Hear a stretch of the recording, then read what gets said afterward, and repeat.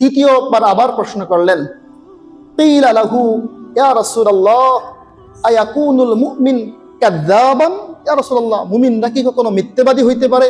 রাসূল সাল্লাল্লাহু আলাইহি ওয়াসাল্লাম বললেন, ও আমার সাহাবায়ে কেরাম, প্রথম প্রশ্ন করলা মুমিনরা কি কখনো ভীত সন্ত্রস্ত হইতে পারে কিনা, ভীত হইতে পারে কিনা? আমি বললাম হ্যাঁ হ্যাঁ, মুমিনরা ভীত হইতে পারে। দ্বিতীয় নম্বর প্রশ্ন করলা, মুমিন কি কখনো বকিল হইতে পারে কিনা, কৃপণ হইতে পারে কিনা?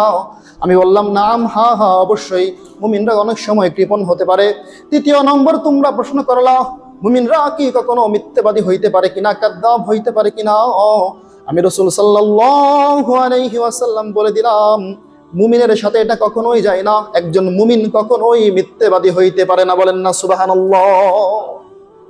রাসূল বলতেছেন একজন মুমিন সে ভীতু হইতে পারে, একজন মুমিন কৃপণ হতে পারে, কিন্তু একজন মুমিন কখনোই মিথ্যাবাদী হইতে পারে না। বলেন না সুবহানাল্লাহ।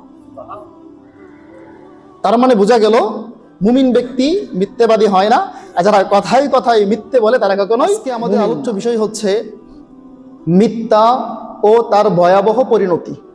মিথ্যা এবং তার ভয়াবহ পরিণতি সম্পর্কে ইনশাআল্লাহ আমরা আলোচনা শুনব। এই মিথ্যার ব্যাপারে শুরুতে একটা হাদিস পড়েছে। আল্লাহ রাসূল সাল্লাল্লাহু আলাইহি ওয়াসাল্লাম বুখারী শরীফের 33 নম্বর হাদিসের মধ্যে বলেন, আয়াতুল মুনাফিকিনা সালাস, ইযা হাদ্দাসা কাযাবা, ওয়া ইযা ওয়া'আদা আখলাফা, ওয়া ইযা উতুমিনা খানা। হাদিসে পাকের মধ্যে রাসূল বলেন তিনটা কাজ হচ্ছে মুনাফিকের আলামত। তার মধ্যে 1 নম্বর হচ্ছে কথায় কথায় মিথ্যে বলা, 2 নম্বর হচ্ছে ওয়াদা করলে ভঙ্গ করা, 3 নম্বর হচ্ছে অঙ্গীকার করলে খেলাফ করা। তো প্রথম নম্বর আলামতটা হচ্ছে কথায় কথায় মিথ্যে বলা। এই প্রথম নম্বর আলামতটা নিয়েই হচ্ছে আমাদের আজকে আলোচ্য বিষয়, অর্থাৎ মিথ্যা এবং তার ভয়াবহ পরিণতি সম্পর্কে। তো আমরা যে কোরআনের দিকে তাকাই, আল্লাহ রাব্বুল আলামিন কোরআনে কারীমের মধ্যে মিথ্যা সম্পর্কে বলেছেন। সূরা হজের 30 নম্বর আয়াতের মধ্যে আল্লাহ বলেন, ফাজতানিবু মিনার রিজসি, ফাজতানিবুর রিজসা মিনাল আওসানি, ওয়াজতানিবু কাওলাজ যুর। আল্লাহ বলেন ফাজতানিবু রিজসা মিনাল আওসান, হে দুনিয়ার মানুষ, তোমরা আওসান মূর্তি পূজা থেকে বেঁচে থাকো। আল্লাহ বলেন ফাজতানিবু, বেঁচে থাকো, রিজসা মিনাল আওসান, মূর্তি পূজা থেকে তোমরা বেঁচে থাকো, মূর্তিকে উপাসনা করা থেকে বেঁচে থাকো। এই মূর্তি উপাসনার সাথে সাথে আল্লাহ আরেকটা কথা বলেন, ওয়াজতানিবু কাওলাজ যুর, এবং মিথ্যে কথা বলা থেকে তোমরা বেঁচে থাকো। আল্লাহ দুইটা কথা বলছেন। শুরুতে বলছেন বান্দা তোমরা মূর্তি পূজা থেকে বেঁচে থাকো এবং মিথ্যে কথা বলা থেকে বেঁচে থাকো। দেখেন আল্লাহ রাব্বুল আলামিন মিথ্যা কথাটাকে আওসান মানে মূর্তি পূজার সাথে লাগাইয়া আনছেন। মানে মিথ্যা কথাটা এত মারাত্মক জিনিস যে শিরিকের সাথে সাথেই আল্লাহ রাব্বুল আলামিন মিথ্যে কথাকে আনছেন, যে বান্দা সাবধান, মূর্তি পূজাও করবা না, কশিন কালেও মিথ্যে কথা বলবা না। আল্লাহ রাব্বুল আলামিন সূরা আহজাবের 70 নম্বর আয়াতের মধ্যে আল্লাহ বলেন, ইয়া আইয়ুহাল্লাযীনা আমানুত্তাকুল্লাহ কুলু কাওলান সাদীদা। আল্লাহ রাব্বুল আলামিন সূরা আহজাবের 70 নম্বর আয়াতের মধ্যে সুস্পষ্টভাবে বলে দেয়, ইয়া আইয়ুহাল্লাযীনা আমানুত্তাকুল্লাহ, ও দুনিয়ার ঈমানদারগণ, ইত্তাকুল্লাহ, আল্লাহ রাব্বুল আলামিনকে ভয় করো, ওয়াকুলু কাওলান সাদীদা, এবং সদা সত্য কথা তোমরা বলো। সদা যেখানেই থাকো না কেন, সব সময় তোমরা সত্য কথা বলো। তো আল্লাহ রাব্বুল আলামিন সূরা আহজাবের এই আয়াতের মধ্যে বলতেছেন, ইয়া আইয়ুহাল্লাযীনা আমানুত্তাকুল্লাহ ওয়াকুলু কাওলান সাদীদা, হে ঈমানদারগণ, আল্লাহকে ভয় করো এবং সদা সত্য কথা বলো। তাহলে আমরা দুইটা কোরআনের আয়াতের মাধ্যমে জানলাম যে আল্লাহ প্রথমে বলতেছেন যে মূর্তি পূজাও করবা না এবং মিথ্যে কথাও বলবা না। আল্লাহ আরেক জায়গায় বলতেছেন, হে ঈমানদারগণ, তোমরা সর্বদাই আল্লাহকে ভয় করবা, আল্লাহকে ভয় করো এবং সদা সর্বদাই সত্য কথা বলো, কখনোই মিথ্যার আশ্রয় নিবা না। যদি সত্য কথা বলো, যদি আল্লাহকে ভয় করো কি হবে? আল্লাহ রাব্বুল আলামিন এর পরের আয়াতের মধ্যে বলেন, ইউসলিহ লাকুম আ'মালাকুম ইয়াগফির লাকুম যুনুবাকুম ওয়াল্লাহু গফুরুর রহিম। আল্লাহ রাব্বুল আলামিন বলেন, বান্দা, দুনিয়ার ঈমানদারগণ, তোমরা যদি আমি আল্লাহ রাব্বুল আলামিনকে ভয় করো এবং সদা সর্বদাই সত্য কথা বলো, আমি আল্লাহ রাব্বুল আলামিন তোমাদের জীবনের আমলগুলোকে ঠিক করে দিব। বলেন না সুবহানাল্লাহ। শুধু তাই নয়, ইয়াগফির লাকুম যুনুবাকুম, আমি আল্লাহ রাব্বুল আলামিন তোমাদের জীবনের যত গুনাহ আছে সমস্ত গুনাহগুলোই মাফ করে দেব। ইয়াগফির লাকুম যুনুবাকুম ওয়াল্লাহু গফুরুর রহিম, আমি আল্লাহ রাব্বুল আলামিন তোমাদের জীবনের সমস্ত গুনাহগুলোই মাফ করে দেব। কেন করব? আমি আল্লাহ রাব্বুল আলামিন হচ্ছে গফুরুর রহিম। বলেন না সুবহানাল্লাহ। তো আমরা জানলাম, যদি সদা সত্য কথা বলা যায়, আল্লাহ আমাদের আমল ঠিক করে দিবেন। যে আমল করলে জান্নাতে যাওয়া যায় সেই আমলগুলো করার তৌফিক দিবেন এবং আমাদের জীবনের গুনাহগুলো মাফ করে দিবেন। সুবহানাল্লাহ। এবার আমরা হাদিসের দিকে তাকাই, যে মিথ্যে কথার সম্পর্কে হাদিসে পাকের মধ্যে রাসূল সাল্লাল্লাহু আলাইহি ওয়াসাল্লাম কি বলেছেন। 1 নম্বর তো আমরা পাইলাম বুখারী শরীফের হাদিস, 33 নম্বর হাদিস। আল্লাহ রাসূল বলেছেন, মুনাফিকের 3টা আলামত, তার মধ্যে প্রথম নম্বর আলামতই হচ্ছে যখন কথা বলে তখন মিথ্যে কথা বলে। যখন কথা বলে তখন মিথ্যে কথা বলে। মিথ্যে হচ্ছে এমন মারাত্মক জিনিস, আল্লাহ রাসূল সাল্লাল্লাহু আলাইহি ওয়াসাল্লাম বলেন, মিথ্যে কথা বলা কেমন জানি শিরিকের পর্যায়ের গুনার মতো। নাউজুবিল্লাহ। আল্লাহ রাসূল বলেন, মিথ্যে কথার গুনাহ শিরিকি গুনার পর্যায়ের। নাউজুবিল্লাহ। মুসলিম শরীফের 143 নম্বর হাদিস, ওই হাদিসের মধ্যে রাসূল বলেন, মিথ্যার গুনাহটা এমন গুনাহ, এটা কেমন জানি শিরিকের পর্যায়ের মতো গুনাহ। আল্লাহর সাথে শিরিক করলে যেমন বড় গুনাহ, মিথ্যে কথা বললেও ঠিক তদ্রুপ তেমন বড় গুনাহ। আল্লাহ রাসূল সাল্লাল্লাহু আলাইহি ওয়াসাল্লাম বলেন, একদিন সাহাবাদেরকে উদ্দেশ্য করে বলতেছেন, হে সাহাবায়ে কেরাম, আলা উনাব্বিউকুম, আমি কি তোমাদেরকে এমন সংবাদ দিব, আলা উনাব্বিউকুম বিআকবারিল কাবাইর। মুসলিম শরীফের 143 নম্বর হাদিস, ওই হাদিসের মধ্যে রাসূল বলতেছেন সাহাবাদেরকে উদ্দেশ্য করে, হে আমার সাহাবায়ে কেরাম, আলা উনাব্বিউকুম, আমি কি তোমাদেরকে এমন কিছু বলবো, বিআকবারিল কাবাইর, যেই কাজগুলা সবচাইতে বড় গুনাহ, যেই কর্মগুলা সবচাইতে বড় গুনাহ, ওই সম্পর্কে কি তোমাদেরকে আমি বলবো? সাহাবায়ে কেরাম বললেন, ক্বালু বালা ইয়া রাসূলুল্লাহ। সাহাবায়ে কেরাম বললেন, ও রাসূলুল্লাহ, ইয়া রাসূলুল্লাহ, অবশ্যই আমাদেরকে আপনি বলে দেন কোন কাজগুলো সবচাইতে বড় গুনাহ। আল্লাহ রাসূল সাল্লাল্লাহু আলাইহি ওয়াসাল্লাম 3টা গুনার কথা বললেন। 1 নম্বর, আল ইশরাকু বিল্লাহ। 1 নম্বর গুনাহ হচ্ছে আল্লাহ রাব্বুল আলামিনের সাথে শিরিক করা সবচাইতে বড় গুনাহ। আল্লাহ রাসূল সাল্লাল্লাহু আলাইহি ওয়াসাল্লাম 2 নম্বর বলেন, উকুকুল ওয়ালিদাইন, পিতা মাতার অবাধ্য হওয়া। যে সন্তান তার পিতা মাতার অবাধ্য হয়, পিতা মাতার সাথে খারাপ ব্যবহার করে, ওই সন্তান বড় ধরনের গুনাহ করে ফেললো। বলেন না নাউজুবিল্লাহ। 3 নম্বর রাসূল সাল্লাল্লাহু আলাইহি ওয়াসাল্লাম বলেন, কাউলুজ জুর। 3 নম্বর হচ্ছে কথায় মিথ্যে বলা, মানুষকে মিথ্যার মাধ্যমে ধোঁকা দেওয়া। মিথ্যা বলা হচ্ছে সবচাইতে বড় গুনাহ। বলেন না নাউজুবিল্লাহ।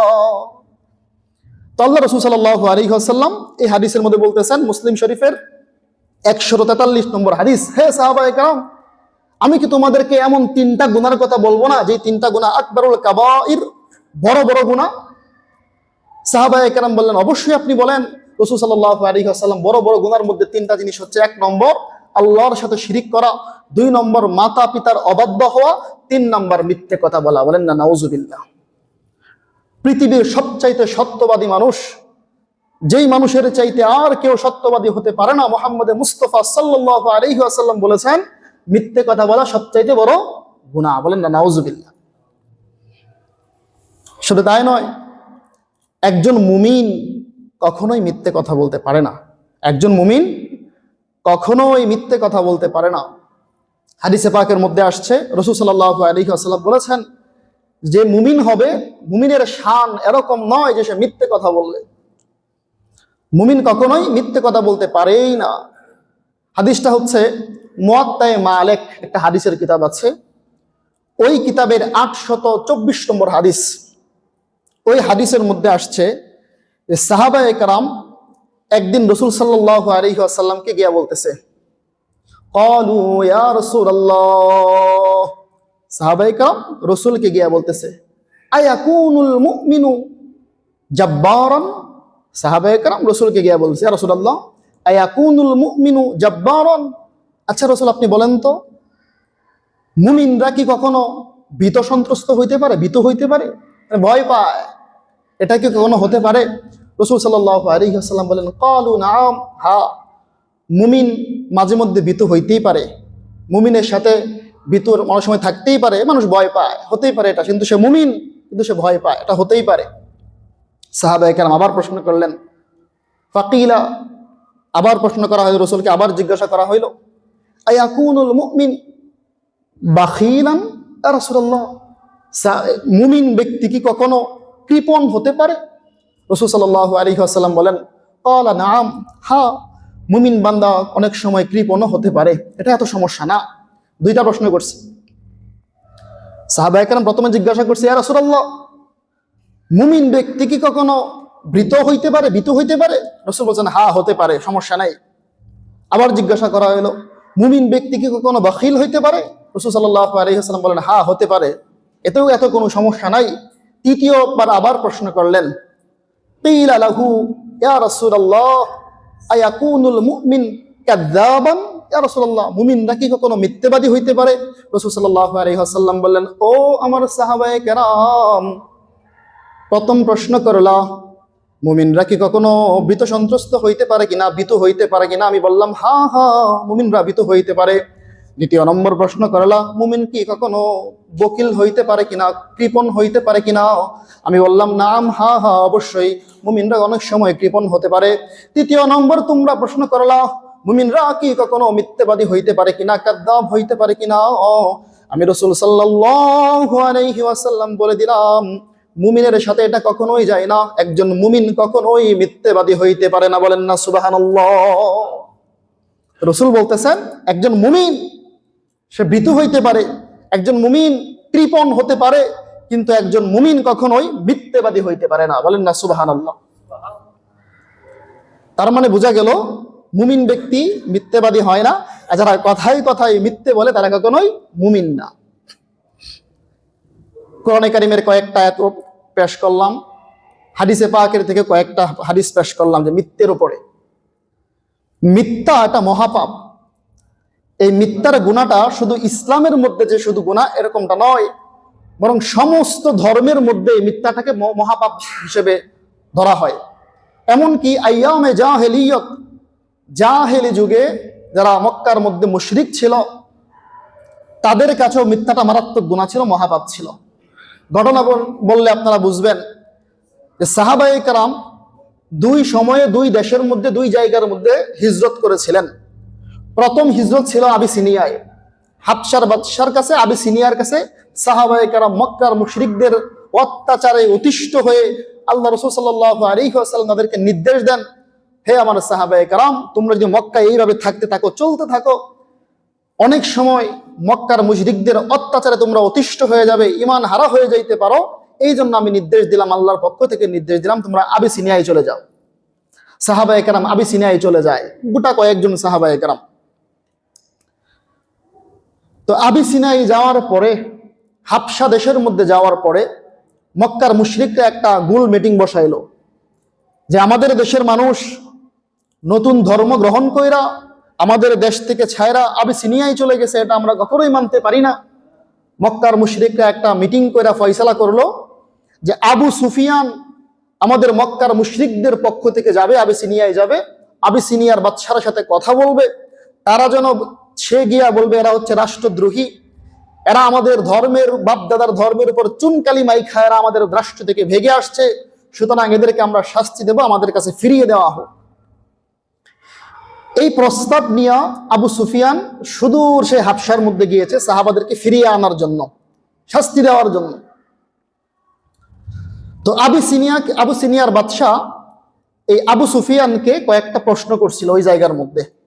ওই জায়গার মধ্যে সাহাবায়ে কেরাম যারা ছিল তাদেরকেও সামনে দাঁড়া করাইছে, এবং মক্কা মুশরিকদের পক্ষ থেকে যে আবু সুফিয়ান গিয়েছিল, সেই আবু সুফিয়ানকেও দাঁড় করানো হয়েছে। এবার বাদশাহ মহোদয় কয়েকটা প্রশ্ন করছে। 1 নম্বর প্রশ্ন, হে আবু সুফিয়ান, মক্কা থেকে আসছো, এই দরিদ্র মানুষগুলোদেরকে ফিরায় আনিয়া যাইতে, নিয়া সাইরা শাস্তি দিতে, নিজের ধর্ম ত্যাগ করে আবার পূর্বে ধর্মে ফিরে আনিতে। আচ্ছা, আমি কয়েকটা প্রশ্ন করি। তোমাদের জায়গার মধ্যে, মক্কার মধ্যে, যে মুহাম্মদ নামের একটা ব্যক্তি নবী দাবি করছে, সে কি কোনো সম্ভ্রান্ত ফ্যামিলির মানুষ নাকি নিচু বংশের মানুষ? আবু সুফিয়ান বলে, অবশ্যই সে সম্ভ্রান্ত ফ্যামিলির মানুষ। এবার আবু সিনিয়র বাদশাহ আবার প্রশ্ন করে, আচ্ছা আবু সুফিয়ান, আপনি বলেন, এই মুহাম্মদ কি নবুয়ত প্রাপ্ত হওয়ার আগে জীবনে কোনোদিন মিথ্যা কথা বলেছে? আবু সুফিয়ান বলে, না না, সে কখনোই মিথ্যা কথা বলে নাই। এবার আবার প্রশ্ন করে, হে আবু সুফিয়ান, আপনি বলেন, যারা ইসলাম ধর্ম গ্রহণ করেছে, এরা কি আবার ইসলাম ধর্ম ত্যাগ করেছে কখনো? আবু সুফিয়ান বলে, না না, কখনোই ত্যাগ করে নাই।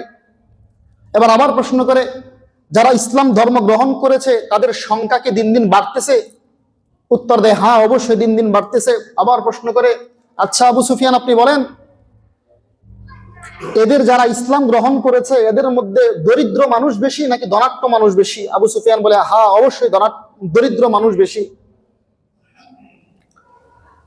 এবার আবু সুফিয়ানকে আবার প্রশ্ন করা হয়, হে আবু সুফিয়ান, এবার আপনি বলেন, এই মুহাম্মদ এবং তার সাথীদের মধ্যে কোনো সময় কি আপনাদের সাথে যুদ্ধ হয়েছে? এই যুদ্ধের মধ্যে কি তারাই বিজয়ী হয়েছে নাকি আপনারা বিজয়ী হয়েছেন? আবু সুফিয়ান বলে, আমাদের মাধ্যমে লড়াই হয়েছে, কখনো তারা বিজয়ী হয়েছে, কখনো আমরা বিজয়ী হয়েছি। এই কথোপকথন শেষ হওয়ার পরে আবু সুফিয়ান বাহিরে আসছে। আবু সুফিয়ান কিন্তু ওই সময় মুশরিক, মুসলমান, ইসলাম ধর্ম গ্রহণ করে নাই। বাহিরে আইসা তার সঙ্গীদেরকে বলতেছে, ওয়াল্লাহি, আল্লাহর কসম, এতক্ষণ যে মুসলমানদের সম্পর্কে আমাকে প্রশ্ন করা হইল, আমি একটা কথাও মিথ্যে বলি নাই। দেখেন, সে কিন্তু ছিল মুশরিক, আবু জাহেলদের পক্ষ থেকে আবু সিনিয়ায় গেছিল মুসলমানদেরকে ফিরায় আনতে। সে একটা মিথ্যা কথাও বলে নাই। সে বলতেছে, ওয়াল্লাহি, আল্লাহর কসম, আমি যদি মিথ্যে বলতাম, আমার কওমের মানুষগুলা, আমার জাতির মানুষগুলা সারা জীবন আমাকে বলতো যে আবু সুফিয়ান মিথ্যে কথা বলছে। সাংঘাতিক বিষয়। এই আইয়ামে জাহিলিয়ত যুগের মধ্যেও আবু সুফিয়ান এটা ভয় পাইতো, আমি মিথ্যে বললে সারা জীবন মানুষ আমাকে বলবে আমি একটা মিথ্যে কথা বলছি। আমার বংশের মুখের মধ্যে চুনকালি মাইখা দিবে মানুষ যে আমি মিথ্যে কথা বলছি, মিথ্যেবাদী হইয়া মুসলমানদেরকে ওইখান থেকে নিয়ে আসছি। এই মিথ্যা জিনিসটাকে আমি ভয় পাওয়ার কারণে আবু সিনিয়ার বাদশার সামনে আমি একটা মিথ্যা কথাও বলি নাই। বলেন না সুবহানাল্লাহ। এই ঘটনা বলার উদ্দেশ্য হচ্ছে, প্রত্যেকটা ধর্মের কাছেই মিথ্যা মহাপাপ, এমনকি মক্কার মুশরিকদের কাছেও মিথ্যা বলাটা জঘন্য পাপ ছিল।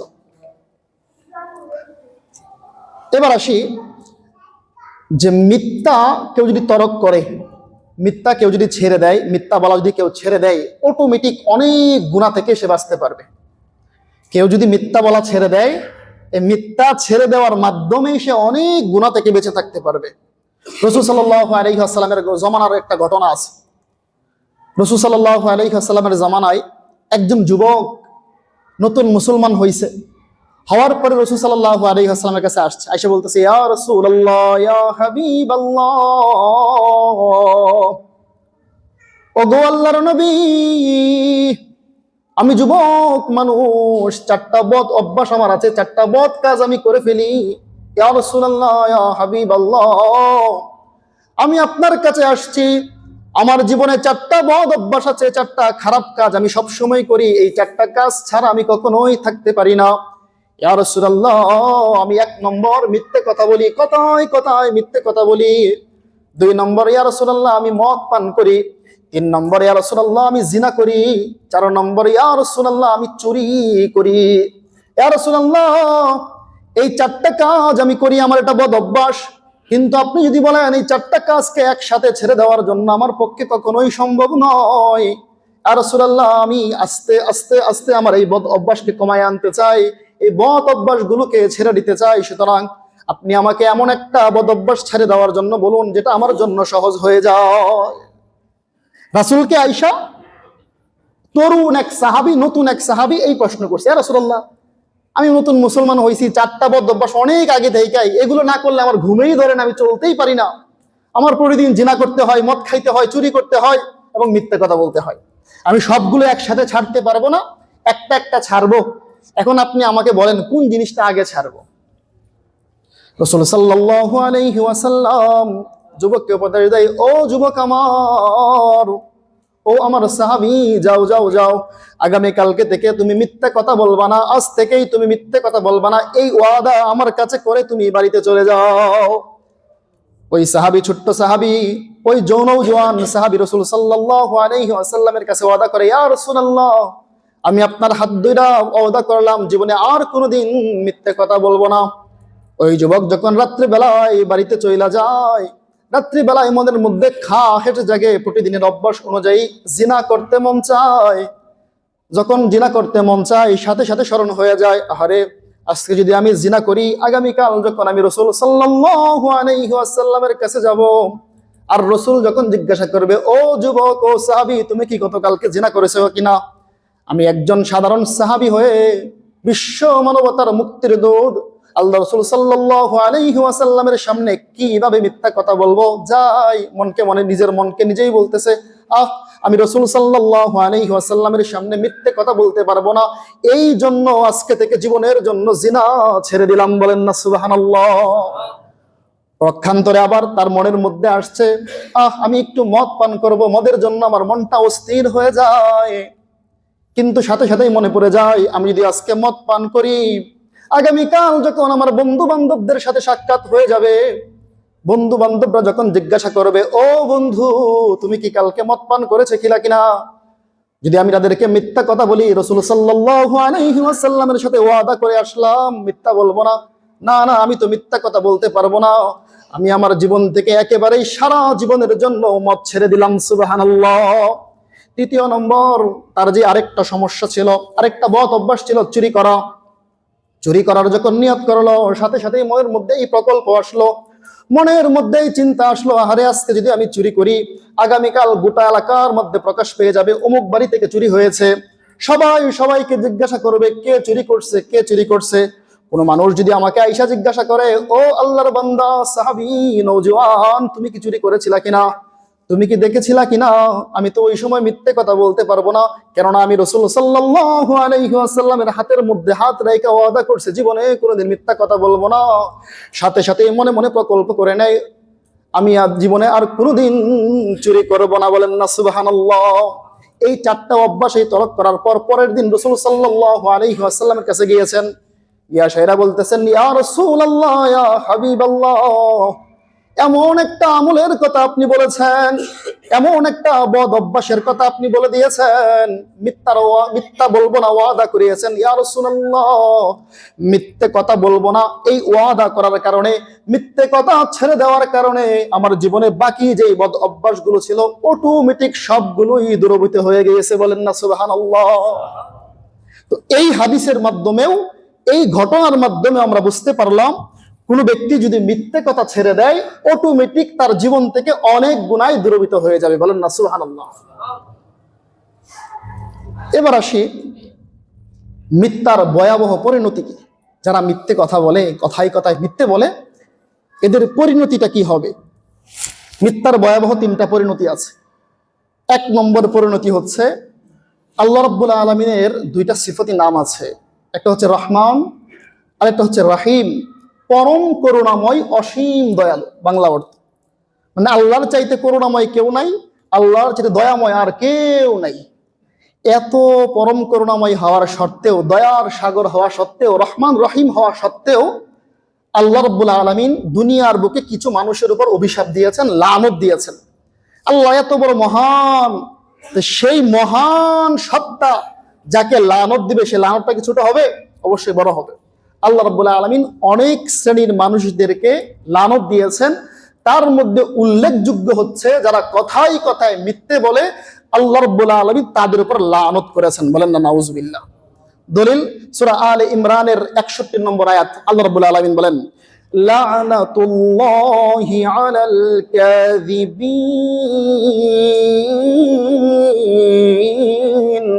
আল্লাহ রাব্বুল আলামিন কোরআনে কারীমের সূরা আলে ইমরানের 61 নম্বর আয়াতের মধ্যে সুস্পষ্ট বলে দেয়, লানাতুল্লাহি আলাল কাযিবিন, যারা মিথ্যে বলে, কথায় কথায় মিথ্যে বলে, আমি আল্লাহ রাব্বুল আলামিনের পক্ষ থেকে তাদের উপরে লানত, বলেন না নাউজুবিল্লাহ।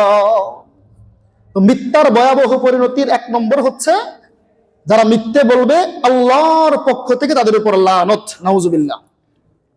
2 নম্বর, যারা মিথ্যে বলে, মিথ্যা যখন বলতে থাকে ওদের মুখ থেকে দুর্গন্ধ ছড়ায়, বলেন না নাউজুবিল্লাহ। যারা মিথ্যে বলে ওরা যখন মিথ্যে কথা বলতে থাকে মিথ্যের সাথে সাথে দুর্গন্ধ ছড়াইতে থাকে, নাউজুবিল্লাহ। তিরমিজি শরীফের হাদিস, রাসূল সাল্লাল্লাহু আলাইহি ওয়াসাল্লাম বলেন, কোন বান্দা যখন মিথ্যে বলে ওই মিথ্যে বলার সময় তার মুখ থেকে দুর্গন্ধ ছড়ায়, আর তার এই দুর্গন্ধের কারণে তার আশেপাশে যে রহমতের ফেরেশতারা ছিল ওই রহমতের ফেরেশতারা পর্যন্ত তার কাছ থেকে অনেক দূরে সরে যায়, বলেন না নাউজুবিল্লাহ। কি মারাত্মক জিনিস! যে ব্যক্তি মিথ্যা বলবে, মিথ্যা বলার সময় সাথে সাথে তার মুখ থেকে দুর্গন্ধ বের হবে, আর এই দুর্গন্ধের কারণে রহমতের ফেরেশতা পর্যন্ত তার কাছ থেকে অনেক দূরে সরে যায়, নাউজুবিল্লাহ। 3 নম্বর ভয়াবহ পরিণতি হচ্ছে যারা দুনিয়ার বুকে উঠতে বসতে কথা বলার সময় মিথ্যে বলে, আল্লাহ রাব্বুল আলামিন কাল কিয়ামতের দিন প্রত্যেকটা মানুষকে নাম ধরে ধরে ডাক দিবেন। আর যাদের জীবনে মিথ্যের কোনো অভাব নাই, মিথ্যার গুনাহ ভরপুর, ওই বান্দাকে আল্লাহ রাসূল বলেন কাল কিয়ামতের দিন আল্লাহ রাব্বুল আলামিন কাযযাব, মিথ্যাবাদী বইলা ডাক দিবেন, বলেন না নাউজুবিল্লাহ। মিথ্যার ভয়াবহ 3টা পরিণতি। 1 নম্বর হচ্ছে আল্লাহর পক্ষ থেকে তাদের উপর লানত। 2 নম্বর, যখন মিথ্যে কথা বলে তাদের মুখ থেকে দুর্গন্ধ ছড়ায়, নূরের ফেরেশতা, রহমতের ফেরেশতা তাদের কাছ থেকে দূরে সরে যায়। 3 নম্বর হচ্ছে কাল কিয়ামতের দিন বান্দাকে যখন ডাক দিবে, যাদের আমলনামার মধ্যে মিথ্যায় ভরপুর, ওই বান্দাকে আল্লাহ রাব্বুল আলামিন কাযযাব, মিথ্যাবাদী বইলা সম্বোধন করবে, বলেন না নাউজুবিল্লাহ। এবার আসি, মিথ্যার প্রচলিত কিছু রূপ আছে। মিথ্যার প্রচলিত কিছু রূপ। 1 নম্বর, মিথ্যার প্রচলিত রূপের মধ্যে 1 নম্বর আছে, অনেক সময় যারা আমরা পিতা, আমাদের যাদের সন্তান আছে, এই সন্তানদেরকে আমরা মিথ্যে প্রতিশ্রুতি দেই। এটাও মিথ্যা। কেমন মিথ্যে প্রতিশ্রুতি? আমরা অনেক সময় বলি, বাবা পরীক্ষার মধ্যে ভালো করতে পারলে তোমাকে একটা সাইকেল কিনে দিব, পরীক্ষার মধ্যে ভালো করতে পারলে তোমাকে অমুক জায়গায় ঘুরতে নিয়ে যাব, পরীক্ষার মধ্যে 1, 2, 3 সিরিয়ালের মধ্যে আসতে পারলে তোমাকে অমুক কিনে দেবো, অমুকটা করে দেবো, অমুক জায়গায় নিয়ে যাব। কিন্তু বাস্তবে ওই সন্তানটা ভালো করেই পড়াশোনা করে, পরীক্ষার রেজাল্টও ভালো করছে, কিন্তু যখন আপনার ওয়াদা পূর্ণ করার সময় হয় আপনি কিছুই করেন না, অর্থাৎ মিথ্যে ওয়াদা দিয়েছেন। আল্লাহ রাসূল সাল্লাল্লাহু আলাইহি ওয়াসাল্লাম বলেন, অবশ্যই সেও একজন মিথ্যেবাদী পিতা, নাউজুবিল্লাহ। মিথ্যার প্রচলিত রূপ আরেকটা হচ্ছে, আমাদেরকে অনেক সময় মানুষে ফোন করে বলে, কোথায় আছেন? যদি থাকি বাড়িতে, আমি বলি অমুক জায়গার মধ্যে আছি। যদি বলে আসতেছেন, মনে করেন যে গাজীপুর যাইতে হবে, বললে যে আমি অলরেডি শফিপুর বাজার পার হয়ে গেছি, অথবা বলে কোনাবাড়ি পার হয়ে গেছি, এখনো কিন্তু আমি গোসলই করি নাই। হয় না অনেক সময়? এটাও মিথ্যার প্রচলিত আরেকটা রূপ, মোবাইলে কথায় কথায় মিথ্যে বলা। 3 নম্বর মিথ্যার প্রচলিত রূপ হচ্ছে যখন ব্যবসা বাণিজ্য করা হয়, একটা জিনিস আপনি কিনতে যাবেন, অনেক ব্যবসায়িক ভাইয়েরা কোথায় কোথায় মিথ্যে বলে। একটা জামার দাম চাইছে আপনার কাছে 1000 টাকা, আপনি বললেন 300 টাকা, সাথে সাথে ওই লোকটা বলে দেয়, ভাই এটা তো আমার 500 টাকার উপরে কিনাই আছে। কিন্তু আপনি যখন 300 টাকা বইলে আইসা পড়তেছেন, বলে ভাই আর কিছু বাড়াইয়া দিয়েন, আপনি বলেন না এই 300 টাকায় আমি দেবো, আর 1 টাকাও দিতে পারবো না, ঠিক আছে ভাই নিয়ে যান। দাহা মিথ্যা কথা বললো না এই জায়গার মধ্যে, কিছুক্ষণ আগেই বললো 500 টাকার উপরে কিনায়। আল্লাহ রাসূল সাল্লাল্লাহু আলাইহি ওয়াসাল্লাম বলেন, এই সমস্ত ব্যবসায়ীর উপর আল্লাহ রাব্বুল আলামিনের পক্ষ থেকে লানত, বলেন না নাউজুবিল্লাহ। অথচ ব্যবসায়ীর ব্যাপারে আল্লাহ রাসূল সাল্লাল্লাহু আলাইহি ওয়াসাল্লাম অনেক সুন্দর সুন্দর হাদিস বলেছেন। as-suduqul আমিন মা সিদ্দিকিন ওয়ান নাবিয়িন ওয়াশ শুহাদা ওয়াস সালিহিন। যারা নেককার ব্যবসায়ী হবে, আল্লাহ রাসূল বলেন কথায় কথায় মিথ্যে বলবে না, মানুষকে ঠকাবে না, হালাল ভাবে উপার্জন করবে, হালাল ব্যবসা করবে। আল্লাহ রাসূল বলেন এদের হাসর নসর হবে নবীদের সাথে, এদের হাসর নসর হবে সিদ্দিকদের সাথে, এদের হাসর নসর হবে শুহাদা ওয়াস সালিহিনদের সাথে, বলেন না সুবহানাল্লাহ। কিন্তু আমরা এত সুন্দর একটা ব্যবসা, আমরা কথায় মিথ্যে কথা বলার কারণে আমার উপার্জনটাও হারাম করে ফেলি, এমনকি আল্লাহ রাব্বুল আলামিনের পক্ষ থেকে নিজের উপর লানত নিয়ে আসি, বলেন না নাউজুবিল্লাহ। 4 নম্বর মিথ্যার প্রচলিত রূপ হচ্ছে, অনেক সময় আমাদের কাছে মানুষের টাকা ধার চায়, টাকা হেল্প চায়, ভাই কিছু টাকা দেন। আমরা সরাসরি বলি কি, ভাই গত 1 মাস ধরে আমার কাছে টাকা নাই, এই অভাবে আছি, সেই অভাবে আছি, ওই ঋণের মধ্যে পড়ে আছি, আপনার ভাবির এই সমস্যা, আমার সন্তানের এই সমস্যা। উনি বলছে টাকা চাইছে, আপনি একটার সাথে 5টা মিথ্যে কথা লাগায় বলে দিলেন যে ভাই টাকা নাই, আপনি বলতে পারতেন। তো বলার সময় আরো 10টা মিথ্যে কথা বললেন যে ভাই আমার এত অভাব, পারলে আপনি আমাকে আরো কিছু টাকা ধার দিয়ে যান। হয় না নাকি অনেক সময়? হয়। অথচ আপনি একটু কৌশল খাটাইতে পারতেন যে ভাই যেই টাকা আছে আমার প্রয়োজন আছে, আপনাকে দেওয়ার মতো কোনো টাকা নাই। আপনাকে দেওয়ার মতো কোনো টাকা নাই হইলে কি ভাই মিথ্যে হইতো? মিথ্যে হইতো, আপনি তাকে দিবেন না, আপনি জানেন লোকটা সৎ না। আপনাকে টাকা নিলে সে অনেক ঘুরাবে, আপনি জানেন তার কথার মধ্যে কোনো মিল নাই, ওয়াদা ঠিক রাখতে পারে না। কিন্তু আপনি এইটা না বলে বললেন কি ভাই আমার এই সমস্যা, ওই সমস্যা, সন্তানের এই সমস্যা, আপনার ভাবির এই সমস্যা, সমস্ত সমস্যা দেখে 10টা মিথ্যে কথা বলে দিলেন। আল্লাহ রাসূল বলেন যারা কথায় কথায় মিথ্যে বলে তাদের উপর আমার পক্ষ থেকে লানত, বলেন না নাউজুবিল্লাহ। এগুলো হচ্ছে প্রচলিত রূপ, মানে আমাদের সমাজের মধ্যে এই মিথ্যেগুলো অটোমেটিক চলতে থাকে। এবার আসি, আপনি মিথ্যে থেকে বাঁচতে পারবেন, কিছু কৌশল আছে, কৌশলগুলো পরে বলতেছি। এর আগে হচ্ছে 3 জায়গার মধ্যে মিথ্যা কথা জায়েজ। 3টা স্থান আছে, ওই জায়গার মধ্যে মিথ্যে কথা বললে গুনাহ হবে না, মিথ্যে হবে না। 1 নম্বর হচ্ছে দুইজন মুসলমানের মধ্যে ঝগড়া লাগছে, এই ঝগড়া ভাঙানোর জন্য যদি আপনি কৌশল অবলম্বন করেন মিথ্যে কথা বলেন, তাহলে সেটা মিথ্যে হবে না, গুনাহ হবে না। উদাহরণস্বরূপ, আপনার 2 ভাইয়ের মধ্যে ঝগড়া লাগছে, আপনি হচ্ছেন তৃতীয় পার্সন, আরেক ছোট ভাই, বড় 2 ভাইয়ের মধ্যে ঝগড়া, আপনি ছোট ভাই বড় ভাইরে গিয়া বললেন ভাই আমার মেজু ভাই তো তোমার নিয়ে এত প্রশংসা করে, যেইখানে যায় তোমার কথা প্রশংসা করে, তোমার সাথে একটা ঝগড়া হয়েছে ওটা নিয়ে মনে মনে অনুতপ্ত হয়। বড় ভাই চিন্তা করবে আরে যার সাথে ঝগড়া করছি ওই আমার সেজু ভাই আমার জন্য এত মহব্বত করে, আমার এত প্রশংসা করে। আপনি ছোট ভাই হিসেবে আবার সেজু ভাইকে গিয়ে বললেন ভাই বড় ভাই তো যেইখানেই যায় তোমার শুধু প্রশংসা করে, তোমার সাথে ওই যে ওই দিন ঝগড়া হয়েছে ওটা নিয়ে মনে মনে অনুতপ্ত হয়। যখন আপনি 2 ভাইকে 2টা মিথ্যা কথা বলছেন, দেখবেন অটোমেটিক তারা মিলা গেছে। মাঝখান দিয়ে আপনি মিথ্যা বলার কারণে গুনাহ তো হবেই না, উল্টা 2 জন মুসলমানকে মিলিয়ে দেওয়ার কারণে আপনার আমল নামার মধ্যে সব লিপিবদ্ধ করে দেওয়া হবে। সুবহানাল্লাহ। 2 নম্বর হচ্ছে স্ত্রীকে অনেক সময় মিথ্যে কথা বলা স্বামীর প্রতি মহাব্বত বৃদ্ধি করার জন্য। কেমন? মনে করেন একটা শাড়ি কিনে আনছেন বা একজোড়া চুড়ি কিনে আনছেন, কানের দুল কিনে আনছেন, দাম হচ্ছে মনে করেন যে 5,000 টাকা। কিন্তু আপনার পাশের আরেকজন নারী, আপনার ভাবি, ওনার ননদ একই চুড়ি কিনছে, আরো দাম দিয়া কিনছে, 10,000 টাকা দামের শাড়ি কিনছে, 20,000 টাকা দামের চুড়ি কিনছে। আপনি যখন গিয়া বলবেন তোমার জন্য 5,000 টাকা দামের শাড়ি কিনা নিয়ে আসছি, নারীদের একটা স্বভাব আছে, তার কাছের মানুষগুলা যদি একটু দামি জিনিস পরে অটোমেটিক মনটা খারাপ হয় যে হ্যাঁ আমার জামাই একটু কম দামি জিনিস কিনে আনলো। ওই ক্ষেত্রে যদি আপনি স্ত্রীকে নিজের প্রতি মাইল করার জন্য, নিজের প্রতি দাবিত করার জন্য, মোহাব্বতের জন্য যদি বলেন এই শাড়িটা আমি 10,000, 12,000, 15,000 টাকা দিয়ে কিনা নিয়ে আসছি, আবার ধরা খাওয়া যাবে না কিন্তু, তাহলে অবশ্যই এটার মধ্যে আপনার সব হবে ভালোবাসা বৃদ্ধি করার জন্য। 3 নম্বর মিথ্যে বলা জায়েজ হচ্ছে যুদ্ধের ময়দানে কৌশল অবলম্বন করার জন্য।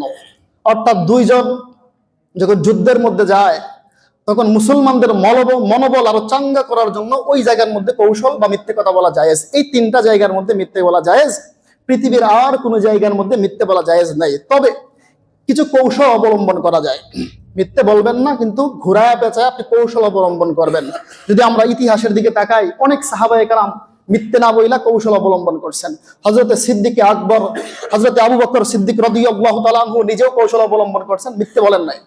ঘটনাটা হচ্ছে রাসূল সাল্লাল্লাহু আলাইহি ওয়াসাল্লাম যখন হিজরত করলেন, হিজরতে যা বের হইছেন, মক্কা থেকে মদিনায় যখন যাইতেছেন, রাতের গভীরে হযরতে আবু বকর সিদ্দিক রাদিয়াল্লাহু তাআলা আনহুকে নিয়ে ঘর থেকে বের হইছেন। সুদূর 450 কিলোমিটার রাস্তা হাইটা হাইটা যাবে, রাস্তার মধ্যে অনেক শত্রু থাকবে।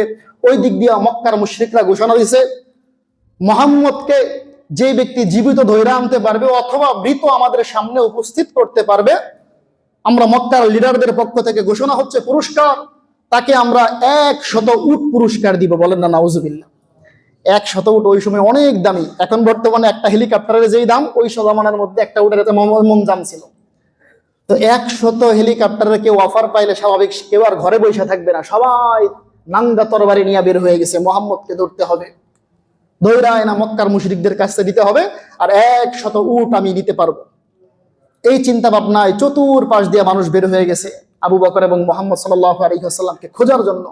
খুঁজতে খুঁজতে খুঁজতে আবু বকর রাদিয়াল্লাহু তাআলা আনহু এবং রাসূল সাল্লাল্লাহু আলাইহি ওয়াসাল্লাম মরুভূমির প্রান্ত দিয়ে ছুটছেন। আবু বকরের পুরাতন একজন বন্ধু মানুষ, পরিচিত মানুষ, ব্যবসায়িক মানুষ হঠাৎ করে আবু বকরের সামনে এসে প্রস্তুত। সামনে আসার পরে ওই ব্যক্তিটা রাসূল সাল্লাল্লাহু আলাইহি ওয়াসাল্লামকে চিনতেন না।